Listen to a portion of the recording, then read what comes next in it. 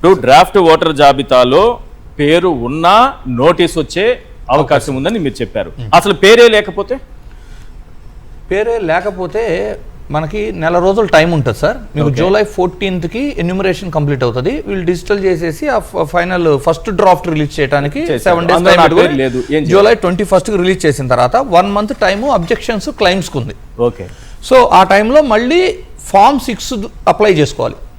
Form 6 and ఆ date of బర్త్ని base చేసి relevant documents add చేసుకొని మనం మళ్ళీ క్లెయిమ్ చేసుకుంటాం.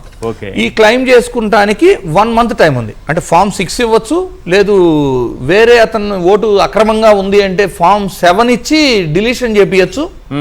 అలాగే నా పేరు తప్పు అంటే డిజిటలైజ్ చేసేటప్పుడు ఎంట్రీ తప్పుగా కొట్టారు, నేను కరెక్షన్ చేయించుకోవచ్చు.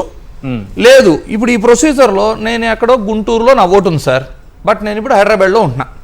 నేను హైదరాబాద్లో నా ఓటు కావాలని కోరుకుంటున్నాను అనుకుందాం. కానీ ఎన్యూమరేషన్ ఫామ్ అంటే కరెక్ట్గా 6 నెలల క్రితమే నేను ఇటు వచ్చాను. ఎన్యూమరేషన్ ఫామ్ ఏమో గుంటూరు వచ్చింది. కొన్ని సందర్భాల్లో ఏమైంది, ప్రజెంట్ ఆడ ఎన్యూమరేషన్లో కంప్లీట్ చేయించేసుకున్నా 2002 మ్యాపింగ్ చేయించి.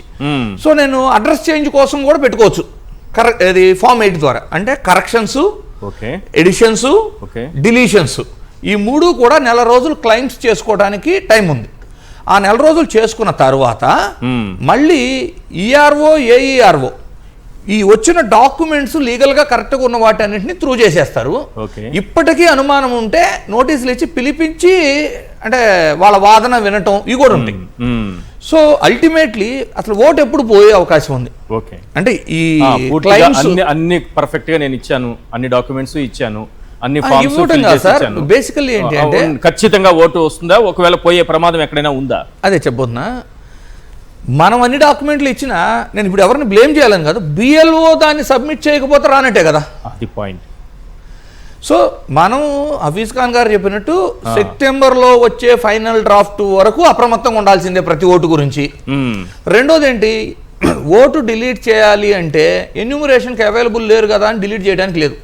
బిఎల్ఓలు 3 times నోటీస్ సర్వ్ చేయాలి. నోటీస్ సర్వ్ చేసిన తర్వాత నోటీస్ అందుకోవడానికి ఎవరు అందుబాటులో లేకపోతే ఆ రీజన్ని రాసి పబ్లిష్ చేయాలి గవర్నమెంట్ ఆఫీస్లో అంటే సచివాలయంలో.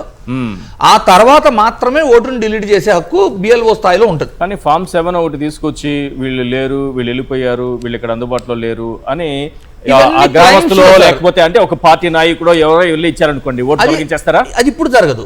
ఫస్ట్ డ్రాఫ్ట్ రిలీజ్ అయిన తర్వాత 1 month క్లైమ్స్ కు టైం ఉంటుంది కదా, అప్పుడు జరుగుతుంది. ఇప్పుడు ఏం జరుగుతుంది అంటే sir, pre printed enumeration forms ను మాత్రమే డోర్ టు డోర్ సబ్మిట్ చేస్తున్నారు. ఈ డోర్ టు డోర్ సబ్మిట్ చేసి రిటర్న్ వచ్చిన ప్రతి ఫాము కూడా ఫస్ట్ డ్రాఫ్ట్ లో ఉంటది.